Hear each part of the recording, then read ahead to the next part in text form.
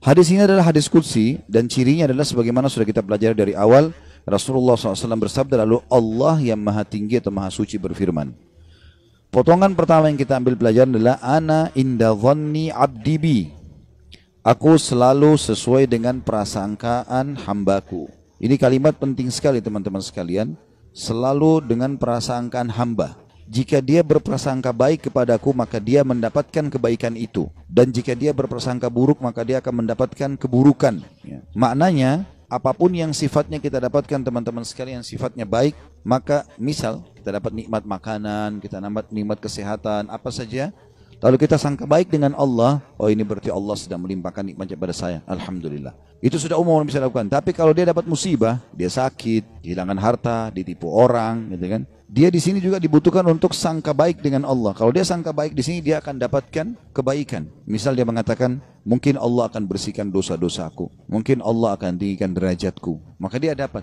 Tapi kalau dia sangka buruk, maka ini akan bermasalah buat dia. Kita akan sebutkan teman-teman sekalian hadis qudsi yang lain. Kalau teman-teman bisa tulis, ditulis hadis qudsi ini ya.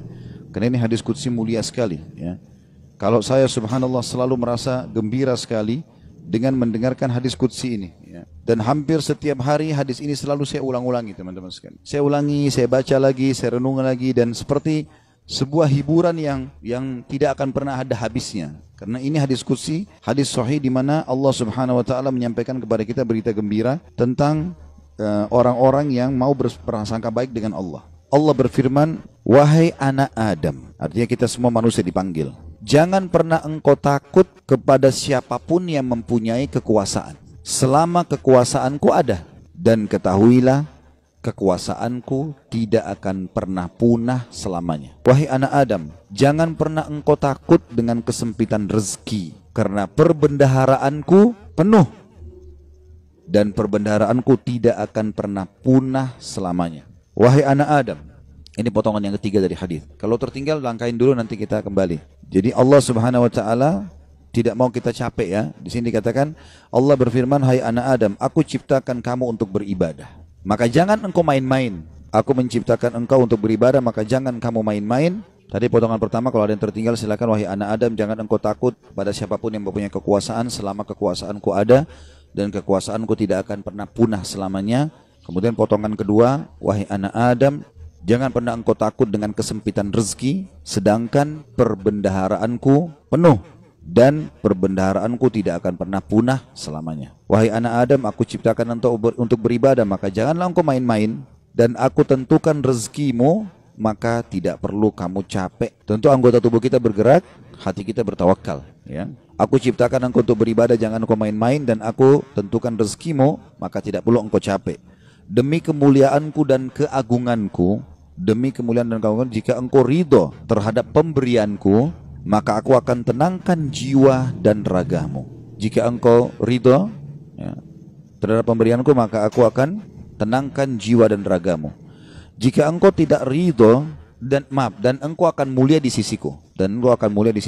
Jika engkau tidak ridho, tadi ya, demi kemuliaanku dan keagunganku, jika engkau ridho dengan pemberianku, maka aku akan membuat jiwa dan ragamu tentram, dan engkau akan mulia di sisiku.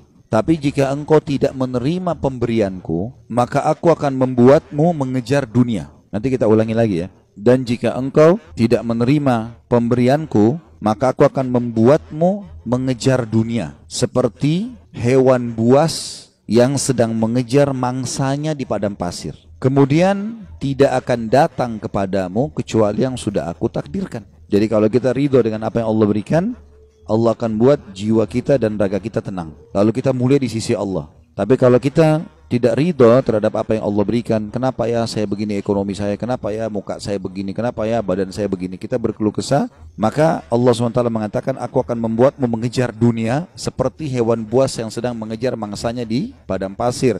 Kemudian tidak datang kepadamu kecuali yang sudah aku tentukan juga. Makanya capek sekali. Jadi orang beriman itu santai saja. Dia akan dapat semua apa yang Allah janjikan. Tidak perlu capek-capek. Nah, orang yang mengejar dunia berlebihan, justru orang karena tidak bisa menerima takdirnya Allah, atau tidak ridho dengan pembagiannya Allah. Wahai anak Adam, aku telah menciptakan langit dan bumi, dan aku tidak pernah sulit menciptakan keduanya. Maka apakah kau pikir aku akan sulit untuk mengurus rezekimu? Wahai anak Adam, jangan pernah engkau minta rezeki untuk esok hari, sebagaimana aku tidak pernah meminta kepadamu amal esok hari. Wahai anak Adam, sesungguhnya aku mencintaimu, maka atas hak itulah cintailah aku. Kita ulangi hadisnya. Allah menyebutkan dalam hadis qudsi, wahai anak Adam, jangan pernah engkau takut dengan siapapun yang berkuasa, raja, presiden, siapa saja, selama kekuasaanku ada, dan kekuasaanku tidak akan pernah punah selamanya. Wahai anak Adam, lanjutan yang potongan duanya, jangan pernah takut dengan sempitnya rezeki, sebab perbendaharaanku banyak, penuh, dan perbendaharaanku tidak akan pernah habis selamanya. Yang ketiga, wahai anak Adam, aku telah menciptakan engkau untuk beribadah, maka jangan bermain-main. Dan aku juga sudah menentukan rezekimu, maka tidak perlu engkau capek. Jadi di sini anggota tubuh kita berusaha, hati kita bertawakal. Demi kemuliaanku dan keagunganku, jika engkau ridho terhadap pemberianku, ridho dengan paras wajahnya, tubuhnya, pasangan hidupnya, anaknya, maka aku akan tenangkan jiwa dan ragamu, dan engkau akan mulia di sisiku. Dan jika engkau tidak ridho terhadap pemberianku, maka demi kemuliaanku dan keagunganku, aku akan bebankan kepadamu dunia, atau akan membuatmu mengejar dunia, sehingga engkau berlari-lari mengejarnya seperti hewan buas yang sedang mengejar mangsanya di padang pasir. Kemudian tidak datang kepadamu kecuali yang sudah aku tentukan. Wahai anak Adam, aku telah ciptakan langit dan bumi, dan aku tidak pernah merasa susah dalam mengurus dan menciptakannya. Maka apakah kamu pikir aku akan capek dengan mengurus rezekimu? Wahai anak Adam, jangan pernah engkau minta rezeki esok hari, sebagaimana aku tidak pernah minta kepadamu amal esok hari. Kita tidak perlu sholat untuk besok, untuk lusa, untuk minggu depan, cadangan, tidak perlu. Sholat hari ini. Kita puasa hari ini. Ramadan tahun ini. Itu pun hari yang ada kita hidup, kita puasa. Kalau enggak ada. Gitu kan? Hari ini semuanya. Maka jangan kau minta rezeki besok kepadaku, sebagaimana aku tidak minta kepadamu amal besok.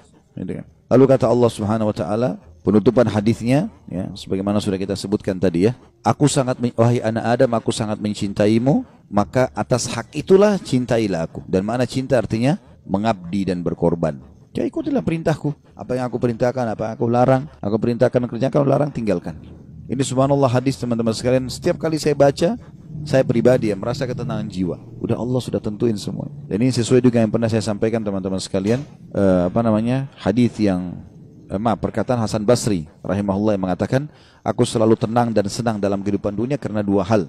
Aku selalu senang dan tenang karena aku tahu ajalku sudah ditentukan oleh Tuhanku. Udah, Allah sudah tahu kapan aku mati. Udah nggak usah aku pikirin kapan mati itu. Beramal saja. Aku selalu senang dan tenang dengan itu. Aku sudah tahu ajalku sudah ditentukan oleh Tuhanku, maka aku tidak perlu memikirkannya. Dan aku selalu senang dan tenang karena rezekiku sudah ditentukan oleh Tuhanku, maka aku tidak pernah berpikir untuk diambil oleh orang lain. Jadi kalau teman-teman misal lagi masuk dalam satu proyek berdua sama temannya, atau berapa orang sedang bersaing, lalu kemudian dia gagal, teman-temannya dapat misalnya. Jawaban sederhana, belum rezeki. Selesai. Karena biar kita berusaha setengah mati nggak bakal dapat itu. Sudah Allah tentuin. Seperti itulah. Dan tadi sudah kita jelaskan di diskusi tadi, kalau kita ridho dengan pemberian Allah, Allah buat jiwa kita dan raga kita tenang. Subhanallah, orang kalau misalnya mau makan udah habis. Oh ya sudah, belum rezeki saya. Tenang jiwanya. Kenapa habis? Kenapa dimakan? Kenapa begini? Sakit hati, perutnya juga lapar. Jadi ini kaidah hidup yang luar biasa yang mestinya kita fahami ya. Di sini makna juga ana inda dhanni abdi bi, saya selalu dengan prasangkaan hambaku. Seberat apapun teman-teman yang sedang kita alami, terimalah berita gembira selama kita beriman, kalau itu pasti kebaikan buat kita. Sampai ada sebuah hadis qudsi yang lain, ya, kata Nabi SAW, Allah berfirman kepada para malaikat, batasilah rezekinya hambaku yang ini, karena kalau kau bukakan dia akan kufur. Dan luaskan rezekinya hambaku yang ini, karena kalau kau bukakan dia tambah bersyukur. Jawabannya sederhana. Berarti kalau kita mau teman-teman sekalian rezeki kita terbuka segala macam, royal di jalan Allah, jangan perhitungan. Allah SWT akan buka, karena Allah tahu ini orang kalau dibukain tidak masalah.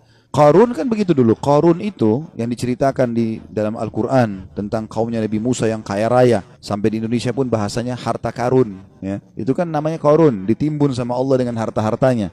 Walaupun ahli sejarah berselisih pendapat di mana tempatnya. Ada yang mengatakan di laut, di Turki, ada yang mengatakan di Jordan, negeri Syam, dan sebagainya. Ala kulli hal, dia ditenggelamkan oleh Allah SWT. Sampai semua harta tertimbun dikatakan harta karun.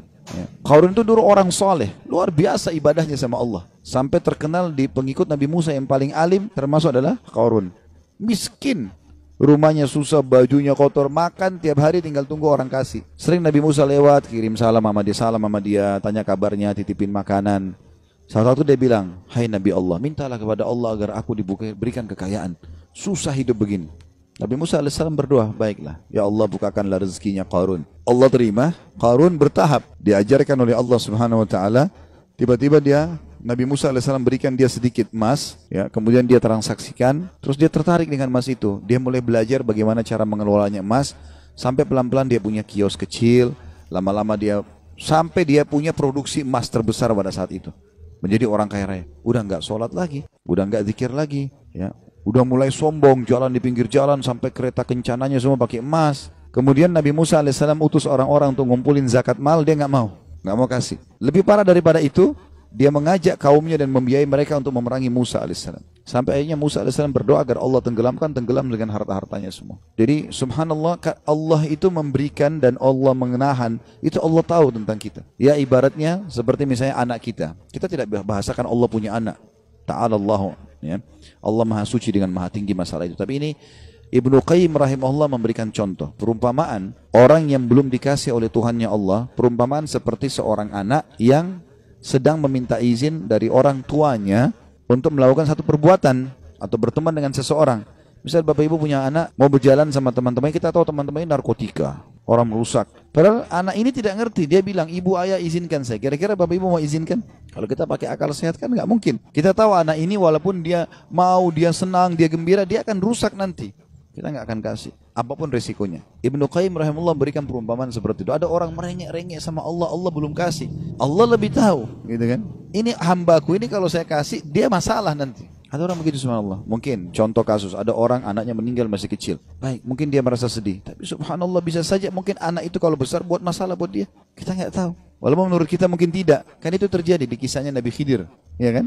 Dalam surah Al-Kahfi disebutkan, waktu Nabi Musa AS jalan sama dia, ada anak kecil jalan langsung dibunuh oleh Nabi Khidir. Nabi Musa bilang, kenapa kau bunuh anak kecil? Gak ada dosanya nih. Kata Nabi Khidir, kan saya sudah bilang, syaratnya kau belajar sama saya, jangan tanya sampai saya jelasin. Tapi yang jelas, Nabi Musa bertanya waktu itu, ringkas cerita, nanti akhirnya Nabi Khidir ceritain. Gitu kan? Nabi Khidir bilang, anak itu sudah ada berita dari Allah. Kalau anak ini kalau besar, dia akan durhaka sama orang tuanya. Sementara orang tuanya ini adalah orang soleh, orang baik. Si ayah sampai ibu ini orang baik. Maka Allah menyuruh aku membunuhnya. Aku pertama utusan Allah. Kalau aku bunuh aku tidak berdosa, ya. Itu anak ini meninggal belum balik, berarti dia juga masuk surga. Orang tuanya digantikan oleh Allah anak yang soleh. Hamil lagi ibunya setelah itu, kemudian melahirkan anak yang soleh. Kita tidak tahu rahasia Allah. Maka berprasangka dengan Allah baik ini penting. Apapun sifatnya teman-teman, apapun sifatnya. Saya ketemu dengan seorang pengusaha di Surabaya habis tablik akbar tuh hari. Datang kepada saya, Ustaz, di antara teman-teman saya orang yang bisa dikatakan di antara mereka kelasnya yang paling alim lah saya. Artinya di antara ibadah segala macam, teman saya masih ada yang lalai sholat. Saya alhamdulillah azan ke masjid, urus ibadah lah gitu kan. Masuk ke satu proyek, semua dapat kecuali saya, Ustaz. Bagaimana memahami? Hati saya masih pegel nih gitu. Saya jawab, itu belum rezeki antum. Dan bisa bahaya, mungkin saya kalau antum masuk malah jadi masalah. Bersangka baik sama Allah. Sudah, orang mukmin itu seperti kalau jalan ke satu tempat, antum lagi jalan ke dalam gang, ketemu sebuah jalan yang buntu. Apa yang harus dilakukan? Enggak usah mikirin kenapa ini buntu. Belok kiri atau kanan, cari jalan keluar, itu solusinya. Kan gitu. Kalau mentok selesai, langsung cari jalan keluar gitu ya. Sampai dalam masalah ibadah, kita bangun telat nih subuh. Udah enggak usah pikirin kenapa saya telat dulu. Wudu dulu, sholat dulu. Baru nanti hilangkan sebab-sebabnya. Besok jangan terulang gitu kan. Kalau enggak akan terbuang waktu, akan hilang kesempatan-kesempatan. Dalam kaidah agama dikatakan, apa yang tidak bisa dijangkau semuanya, jangan hilang sebagiannya. Kalau kita nggak sempat sholat sunnahnya, minimal wajibnya jangan sampai kehilangan. Kita masuk ke masjid, banyak orang begitu. Kadang-kadang dia masuk masjid, sholat duhur misalnya, kayak kita sebentar mau duhur ya. Dia sholat misalnya, dia masuk masjid, dia lihat imam ini sudah bangun dari ruku, sami Allah liman hamidah. Nunggu kenapa dia mau tahu ini rakaat terakhir atau bukan? Kalau rakaat terakhir sudah ditunggu aja sampai salam, baru dia sholat sendiri.